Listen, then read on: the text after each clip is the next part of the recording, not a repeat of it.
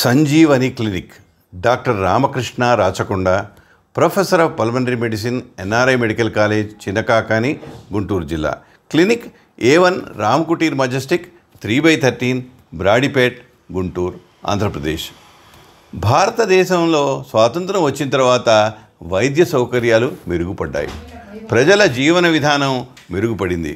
జీవనకాలం పెరిగింది. జీవన ప్రమాణాలు పెరిగాయి. రోగ నిర్ధారణలో, చికిత్సల్లో విప్లవాత్మకమైన మార్పులు వచ్చాయి.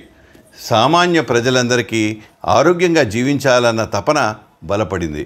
వైద్యంలో ఎన్ని ఉన్నత ప్రమాణాలు ఉన్నా వ్యాధి నివారణ ఈ రోజుకి ప్రధానమైంది. ఇప్పుడు భారతదేశంలో ప్రపంచం గర్వించేటట్టుగా ప్రపంచంలోని అంతర్జాతీయ ప్రమాణాలకి ధీటుగా దేశంలో వైద్యం జరుగుతుంది. సామాన్య ప్రజలకి ఆరోగ్య సమస్యలు, వైద్య విధానం, నివారణ చర్యల గురించి వివరించడమే ఈ సంజీవని క్లినిక్ ప్రక్రియ ప్రధాన లక్ష్యం. గత 40 సంవత్సరాలుగా వైద్య వృత్తిలో ఉన్న అనుభవంతో నాకు తెలిసిన విషయాలు శ్రోతలతో పంచుకుంటున్నాను. ఆయాసం.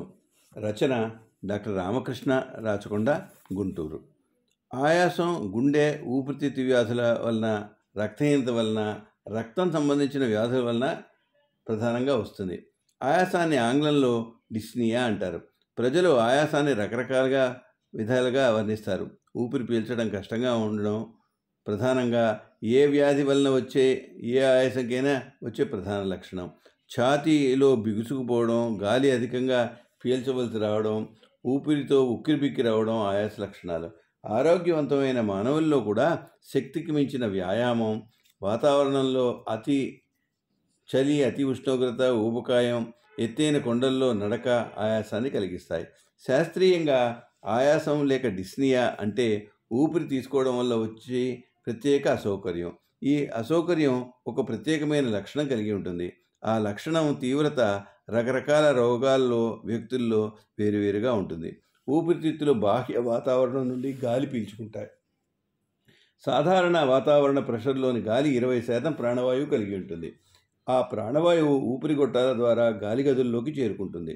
గాలి గదుల్లో ఈ ప్రాణవాయువు ఊపిరితిత్తుల సూక్ష్మ రక్త కణాల్లో గ్రహించబడుతుంది.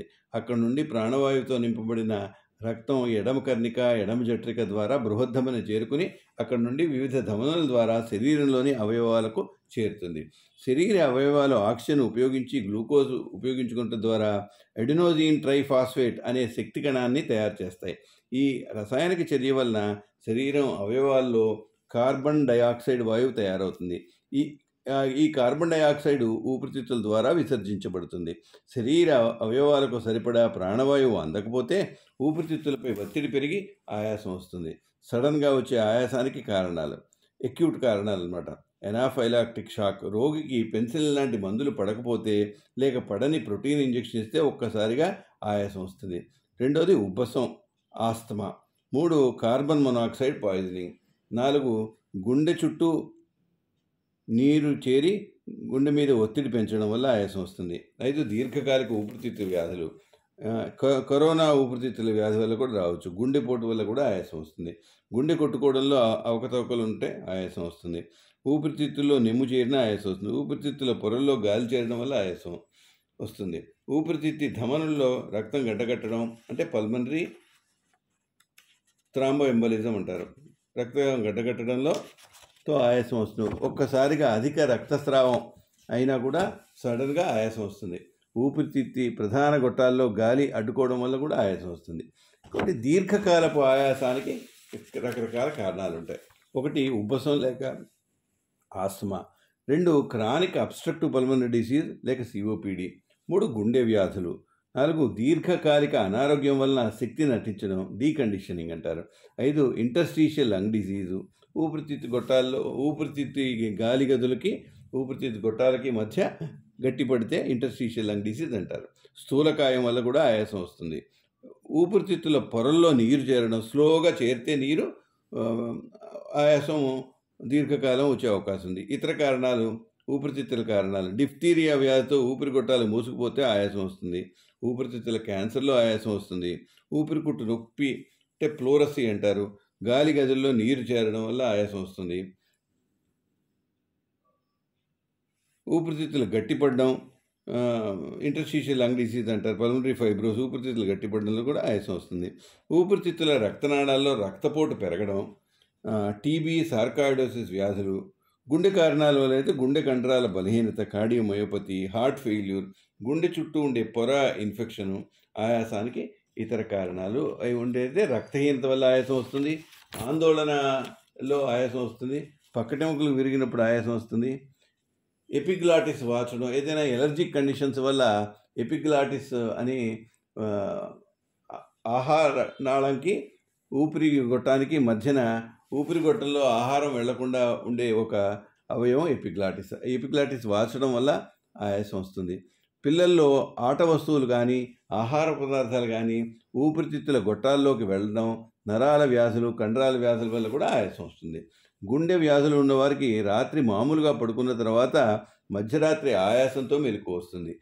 వారికి గాలి చాలక కిటికీ తలుపులు తీయవలసి వస్తుంది. దీన్ని పెరాక్సిస్మల్ నాక్టర్నల్ డిస్నియా అంటారు. ఇది సాధారణంగా గుండె వ్యాధుల వారికి వస్తుంది. కోవిడ్ వ్యాధిలో రక్తంలో ప్రాణవాయువు తగ్గినా రోగి సాధారణంగానే ఉంటాడు. దీన్ని హ్యాపీ హైపాక్సియా అంటారు. ఆయాస తీవ్రతని ఎట్లా నిర్ణయిస్తారు? ఊపిరితిత్తుల వల్ల వచ్చే ఆయాసాన్ని మాడిఫైడ్ మెడికల్ రీసెర్చ్ కౌన్సిల్ గ్రేడ్ల ద్వారా తీవ్రతని నిర్ధారించవచ్చు. గ్రేడ్ 0 ఆయాసమేమీ లేదు. గ్రేడ్ 1 అలవాటు లేని వ్యాయామం చేసినప్పుడు కానీ కొండ వేగంగా ఎక్కుతున్నప్పుడు ఆయాసం వస్తుంది. గ్రేడ్ 2లో తమతో వయసులో శారీరక దారుఢ్యం, ఎత్తులో సమానమైన వ్యక్తులతో సమానంగా నడవలేకపోవడం, వారికంటే తక్కువ వేగంతో నడవడం. గ్రేడ్ 3 ఆయాసం వలన 100 గజాలు కూడా నడవలేకపోవడం, నడుస్తున్నప్పుడు చాలాసార్లు ఆయాసం వలన ఆగడం జరుగుతుంది. గ్రేడ్ 4లో ఇంటి నుండి బయటికి కదలలేని పరిస్థితి, ఆయాసం, బట్టలు వేసుకోవడానికి విడవడానికి కూడా ఆయాసం కలుగుతుంది. రోగి ఆయాసం వలన విశ్రాంతి దశలో కూడా ఆయాసపడవచ్చు. అప్పుడు రక్తంలో ఆక్సిజన్ లెవెల్స్ పరీక్ష చేయడం ద్వారా పల్స్ ఆక్సిమీటర్ ద్వారా తీవ్రత గమనించవచ్చు. న్యూయార్క్ హార్ట్ అసోసియేషన్ ఆయాసం వర్గీకరణ. గుండె కారణాల వల్ల వచ్చే ఆయాసాన్ని న్యూయార్క్ హార్ట్ అసోసియేషన్ వర్గీకరణ ద్వారా విశ్లేషిస్తారు. అలసట, గుండె దడ, ఛాతిలో నొప్పి, ఆయాసం, కళ్ళు తిరగడం పరిగణనలోకి తీసుకుంటారు. క్లాస్ 1 సాధారణంగా శరీర కార్యక్రమాలకి ఆయాసం ఉండదు, శరీరంలో ఏ రుగ్మత లేదు. క్లాస్ 2 సాధారణ వ్యాయామంతో కొద్దిగా లక్షణాలు, ఆయాసం, విశ్రాంతి తీసుకున్నప్పుడు ఇబ్బంది లేదు, వ్యాయామం చేసే శక్తి కొద్దిగా తగ్గుతుంది. క్లాస్ 3 ఓ మోస్తరు ఆయాసం, వ్యాయామం చేసే శక్తి ఓ మోస్తరుగా తగ్గుతుంది, పూర్తి విశ్రాంతితో ఉంటే ఇబ్బంది లేదు. క్లాస్ 4 తీవ్రమైన ఆయాసం, లక్షణాలు, కొద్దిపాటి వ్యాయామం, విశ్రాంతితోనే తీవ్రమైన లక్షణాలు, ఆయాసం, వ్యాయామం చేసే శక్తి బాగా తగ్గిపోతుంది. ఆయాసం ఒక తీవ్రమైన లక్షణం. ఒకసారి వచ్చిన దీర్ఘకాలపు ఆయాసం ఉన్న డాక్టర్ గారిని సంప్రదించడం తప్పనిసరి. వ్యాధి లక్షణాలను బట్టి పరీక్షలు చేయించుకోవాలి. ఊపిరితిత్తుల ఆయాసం ఉన్న వారికి పిల్లి కూతలు, దగ్గు, కళ్ళె, ఛాతి నొప్పి ఉండొచ్చును. గుండె జబ్బు ఉన్నవారికి దడ, కళ్ళు తిరగట, గుండె సంబంధించిన ఛాతి నొప్పి, అలసిపోవడం జరుగుతుంటాయి. అవసరాన్ని బట్టి రక్త పరీక్షలు, ఎక్స్రే, ఈసీజీ, గుండె పరీక్షలు చేయించుకోవాలి. కొంతమంది రోగులు మానసిక కారణాల వల్ల అలసట, ఆయాసం కలిగి ఉంటారు. ఏమైనప్పటికీ ఆయాసం అనే లక్షణం శరీరంలో తీవ్ర వ్యాధిని సూచిస్తుంది.